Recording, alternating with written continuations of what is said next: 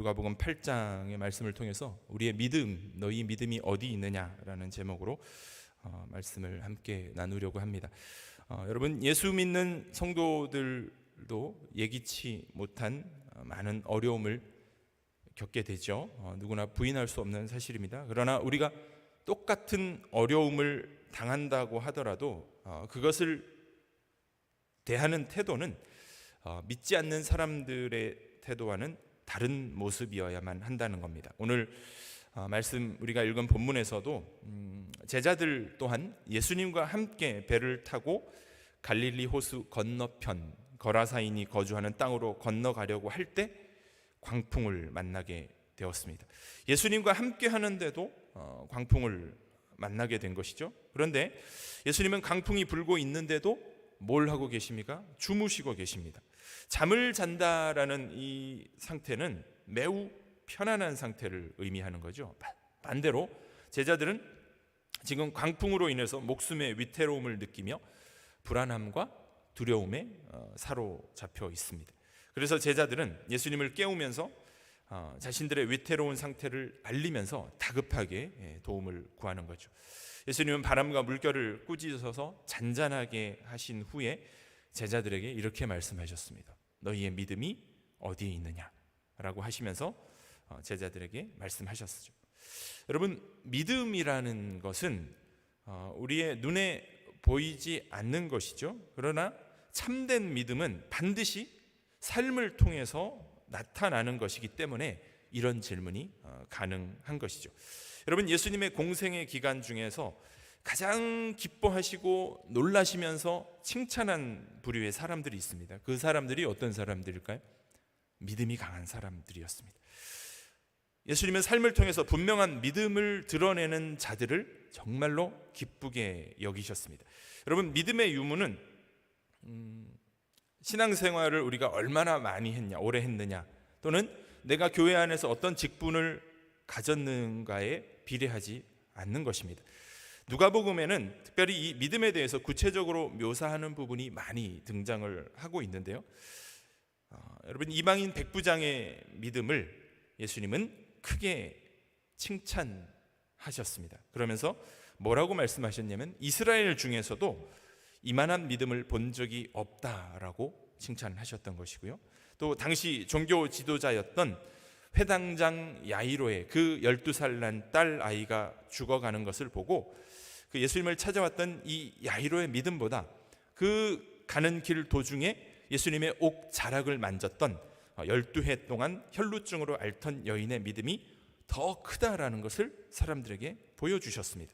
따라서 우리가 어떤 믿음을 가지고 있는지가 하나님을 기쁘시게 할 수 있는 굉장히 중요한 근거가 되는 것입니다. 그래서 히브리서 11장 6절 말씀에 보면 믿음이 없이는 기쁘시게 못하나니 하나님께 나아가는 자는 반드시 그가 계신 것과 또한 그가 자기를 찾는 자들에게 상 주시는 이심을 믿어야 한다라고 말씀하고 있습니다. 따라서 우리의 믿음을 하나님과 사람들 앞에서 나타내는 것, 이것은 굉장히 중요한 일입니다. 오늘 풍랑을 만난 제자들의 이 상황을 통해서 믿음이라는 것이 과연 어떤 것이고 예수를 믿는다는 것이 어떤 것인지 우리가 믿음의 성격에 대해서 함께 말씀을 나눠보기를 원합니다. 22절 말씀 우리 함께 한 목소리로 읽어보도록 하겠습니다. 22절입니다. 하루는 제자들과 함께 배에 오르사 저희에게 이르시되 호수 저편으로 건너가자 하심에 이에 떠나.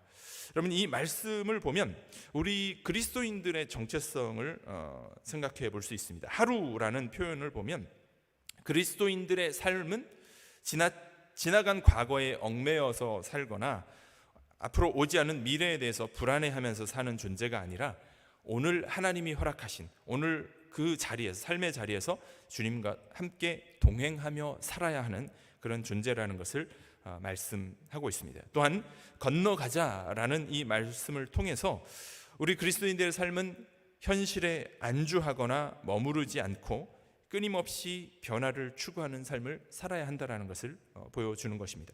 그리고 호수 저편이라는 표현을 보면 아마도 이 말씀에는 틀림없이 복음 전할 곳이 있음을 암시하는 그런 내용임을 짐작해 볼 수 있습니다.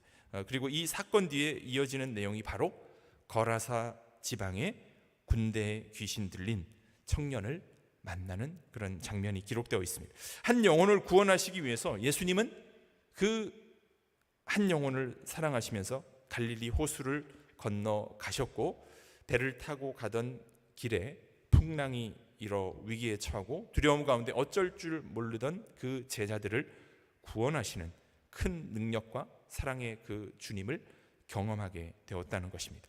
23절 말씀 또한 함께 읽어보도록 하겠습니다. 23절입니다. 행선할 때에 예수께서 잠이 드셨더니 마침 광풍이 호수로 내리침에 배에 물이 가득하게 되어 위태한지라. 아멘. 여러분, 처음 출발은 순조로웠습니다. 예수님께서 함께 승선하셨고요, 잔잔한 호수, 굉장히 평안해 보였습니다. 예수님은 복음 전파 사역으로 인해서 피곤하셔서 지금 뱃머리에서 잠이 드신 상태였습니다. 그런데 그때 예기치 못한 광풍이 내리쳐서 배에 물이 가득하게 되어서 제자들은 위태한 지경에 빠지게 된 것입니다. 예수님과 함께 하는 길에 여러분, 순풍만 있지는 않는 것입니다. 때때로 광풍이 몰아칠 수 있습니다. 하나님이 인생의 광풍과 시련을 허락하십니다. 흔히들 잘못된 가르침을 교회에서 많이 이야기를 하죠. 예수 믿기만 하면 평생 아무 걱정거리가 생기지 않는다라고 말하고, 아무런 시련도 없는 것이 그리스도인의 삶이라고 생각하는 사람은 삶에 조그만 어려움이 찾아와도 쉽게 좌절할 수밖에 없습니다. 여러분, 이것은 전혀 성경적인 가치관이 아닙니다. 우리의 시험을 통해서 믿음이 성숙해질 수 있습니다. 지난 목요일이죠. 이제 학교에서 기도 모임을 하던 중에 한 선생님께서 이런 고백을 하셨습니다. 자신은 그 누구보다도 열심히 살아왔고 남들에게 정말 피해 주지 않으려고 그렇게 신앙생활도 열심히 했는데, 왜 도대체 하나님이 나에게 이런 시련을 주시는지 처음에는 이해가 안 돼서 굉장히 원망도 많이 했다라고 합니다. 이제 아이가 아픈 상태로 태어나서 그 아이들을 돌보는 게 너무 힘들어서 그런 마음을 가졌다고 하는데, 근데 그 아이들을 보면서 하나님이 이 아이들을 나에게 맡기셨구나라는 것을 깨닫게 되었고요, 궁극적으로 이 아이들이 아니었다면 자신은 여전히 굉장히 교만한 사람이 되었을 거라는 그런 고백을 하는 것을 들은 적이 있습니다. 그러면서 내가 하나님이 나를 이곳에 보내신 곳에서 내가 무엇을 할 수 있을까 굉장히 진지하게 고민하며 기도했고, 내가 만나는 그 아이들 또 사람들 앞에서 한 사람이라도 더 그 복음을 전하는 역할을 감당해야겠다라고 그렇게 말하는 것을 들었습니다. 그분으로 인해서 굉장히 이 공동체가 또 이렇게 뜨겁게 이렇게 신앙적으로 바뀌는 것을 볼 수 있었습니다. 사도 바울은 빌립보 교인들에게 이렇게 말을 합니다. 그리스도를 위하여 너희에게 은혜를 주신 것은 다만 그를 믿을 뿐 아니라 또한 그를 위하여 고난도 받게 하려 하심이라. 예수님께서도 요한복음 16장 33절에서 이렇게 말씀하시죠. 이것을 너희에게 이르는 것은 너희로 내 안에서 평안을 누리게 하려 함이라. 세상에서는 너희가 환난을 당하나 담대하라. 내가 세상을 이기었노라 하셨다. 여러분, 우리 그리스도인들의 삶을 마치 무슨 요술램프처럼 생각하면 반드시 실족하게 된다는 것입니다. 어려움이 닥치면 왜 나에게 이런 일이 일어납니까?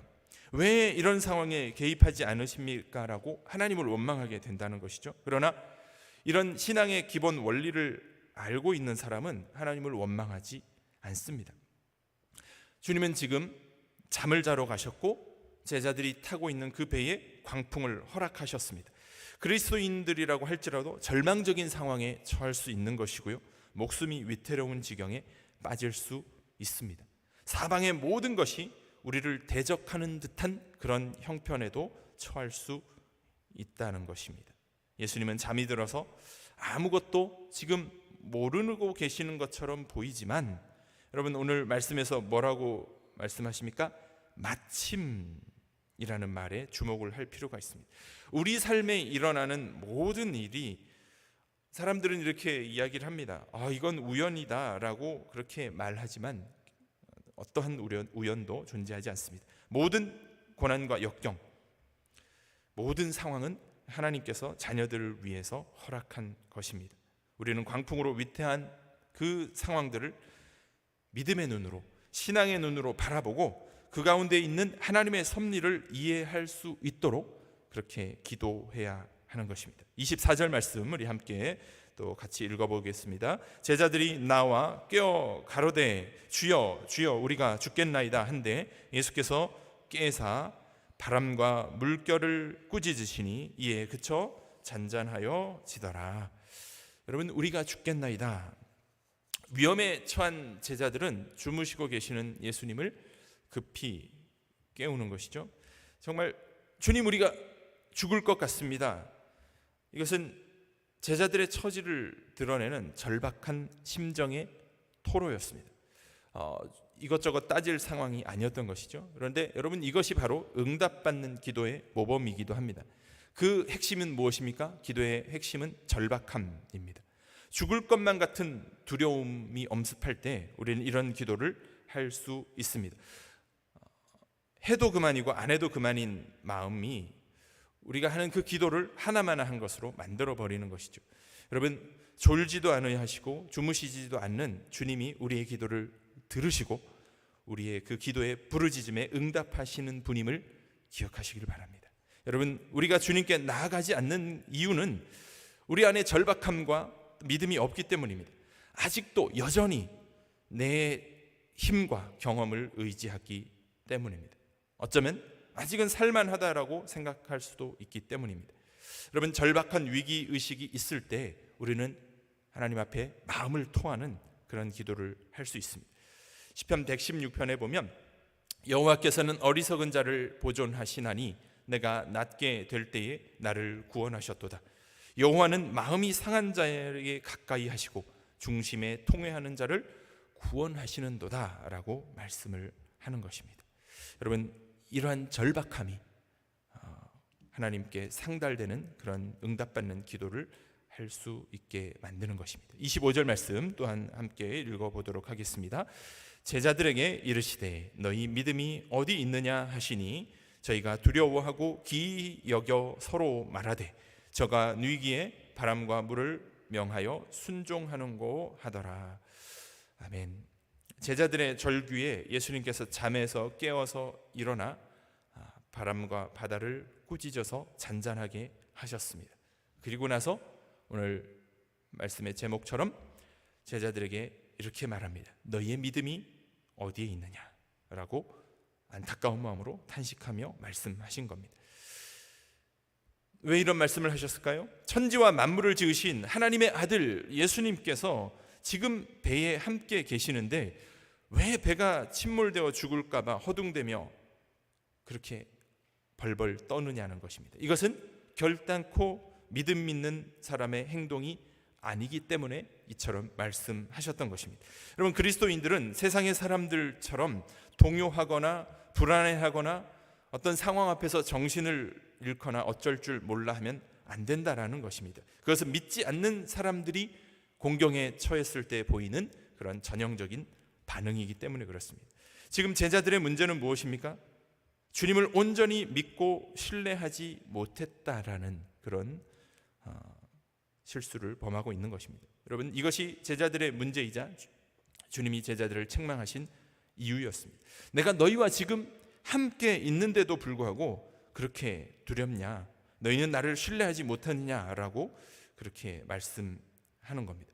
여러분, 그래도 조금 위안인 것은 예수님과 함께 있는데도 이렇게 두려워하는데 우리는 예수님과 이렇게 눈에 보이는 것도 아니고 그런데 불안해하는 건 어쩌면 당연해 보일 수도 있다라고 생각을 합니다. 그런데 여러분, 제자들이 그렇게 생각한 것은 주님이 지금 자신들을 돌보고 계신다라는 사실을 믿지 못한 데서 그렇게 비롯된 것입니다. 삶에서 겪게 되는 여러 가지 문제와 어려움에 반응하고 그렇게 대처하는 모습을 통해서 우리가 정말 주님을 믿고 의지하는 사람인지 아닌지 세상에 나타나게 되는 겁니다. 여러분, 삶의 풍랑이 다가왔을 때 그 사람의 참된 진가가 드러나는 겁니다. 참된 믿음을 찾아볼 수 있는 것입니다. 세상을 살아갈 때 우리 인생이 늘 잔잔할 수만은 없다라는 것을 우리는 경험을 통해서 너무 잘 알고 있습니다. 때로는 환난과 시험을 만날 때도 있습니다. 그런데 이때가 바로 어떤 때입니까? 우리가 바로 믿음을 나타내고 믿음을 그렇게 적극적으로 사용해야 할 때인 것입니다. 폭풍을 만난 그때가 바로 폭풍으로 인해서 하나님께 더 가까이 나아가고 하나님을 믿고 의지하면서 하나님께 기도해야 할 그때인 것입니다. 또한 그 폭풍으로 인해서 우리의 죄와 허물을 깨닫고 회개해야 될 때이기도 합니다.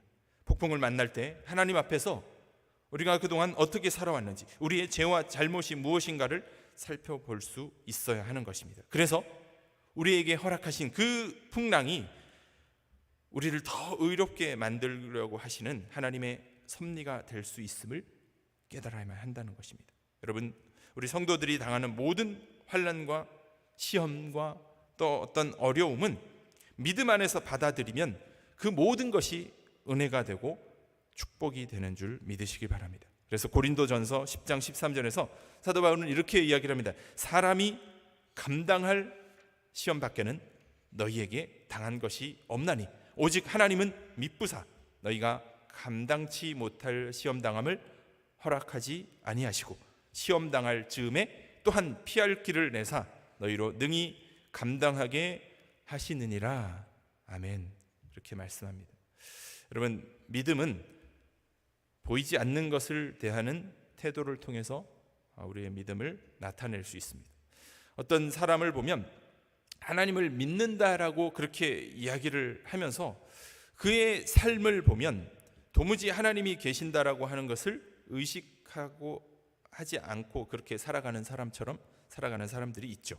그래서 히브리서 11장 1절에 보면 믿음은 바라는 것들의 실상이요 보지 못하는 것들의 증거라고 말씀합니다. 이 말씀의 뜻이 무엇일까요? 믿음은 눈에 보이지 않아도 말씀에 기록된 것이면 내가 눈앞에 지금 당장 보는 것 같이 똑같이 행동할 때 그 믿음이 비로소 표현된다는 것입니다. 내가 바라는 바가 아직 이루어지지 않았지만 다 이루어진 것처럼 이미 손에 쥔 것처럼 믿고 행동하고 나갈 때 그 삶에서 믿음의 역사가 나타나는 것입니다. 여러분, 하나님은 육신의 눈으로는 볼 수 없지만 어디나 계셔서 우리를 감찰하고 계시고 우리의 모든 행동을 보고 계시는 겁니다. 여러분, 여호수아와 갈렙이 어땠습니까?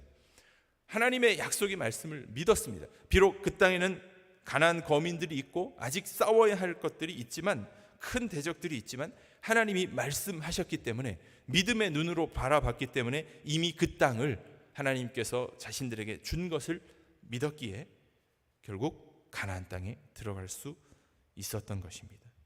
여러분, 바로 이런 것들을 알고 의식하며 행동하는 사람이 참으로 믿음 있는 사람인 것입니다. 믿음은 안 보이는 것을 보는 것이고요, 만질 수 없는 것을 만지게 되는 것입니다.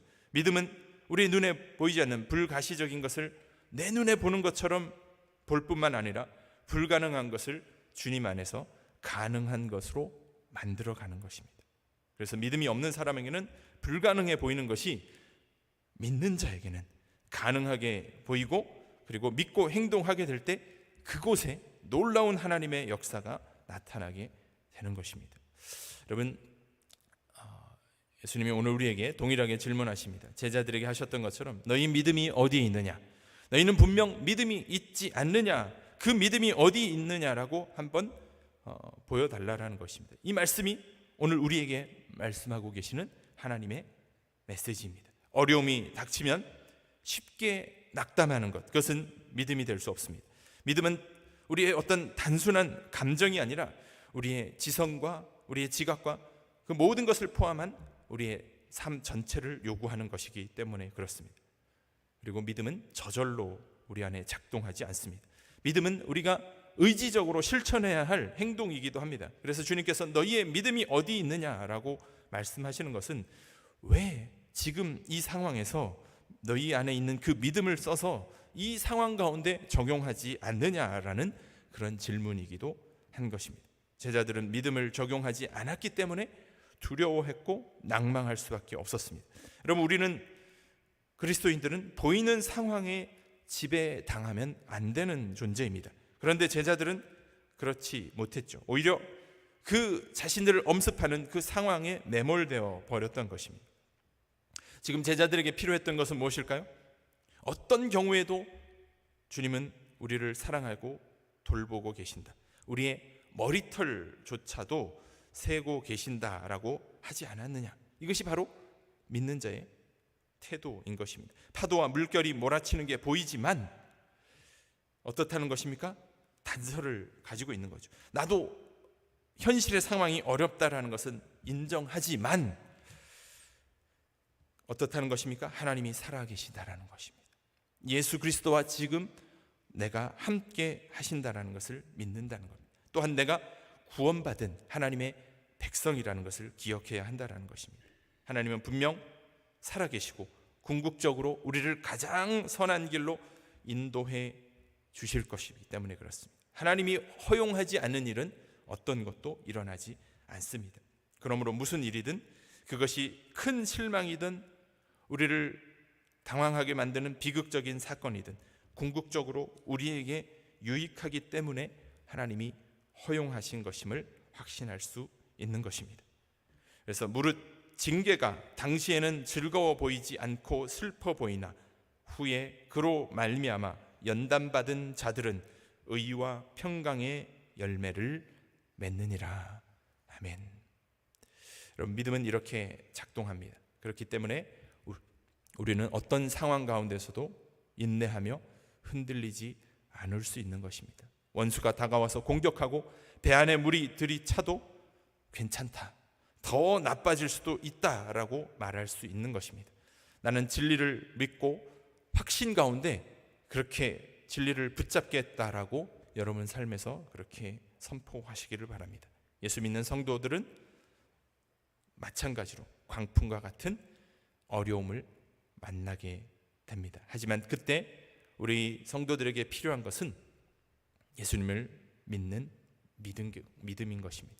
나와 함께 하시는 예수님, 모든 만물을 주관하시고 다스리시는 예수님을 믿는 믿음이 있을 때 우리는 광풍 속에서도 평안을 경험할 수 있는 것입니다. 말씀을 맺도록 하겠습니다. 여러분의 믿음은 무엇을 통해 어떤 모습으로 지금 나타나고 있습니까? 너희 믿음이 어디 있느냐라는 말씀을 통해서 우리의 믿음의 근거는 우리가 그것을 어디에 두고 있는지 한번 돌아보아야 할 것입니다. 우리의 믿음의 근거는 오직 하나님께 있고 말씀 위에 있는 것입니다. 그러므로 말씀에 순종하며 믿음을 드러내는 삶이 주님께서 기쁘시게 하는, 주님이 기뻐하시는 그 이름을 기억하시며 우리의 모든 일상 삶 속에서 온전한 믿음을 드러내시는 우리 모두의 삶이 되기를 주의 이름으로 간절히 축복합니다. 기도하겠습니다. 하나님, 감사합니다. 우리의 삶을 엄습하는 광풍 앞에서 두려워하며 낙심하는 모습이 아니라 주님을 믿는 믿음으로 상황을 뛰어넘는 믿음의 삶을 살아가게 하시고 하나님을 기쁘시게 하는 저희들의 삶이 되도록 인도하여 주옵소서. 예수님의 이름으로 기도합니다. 아멘.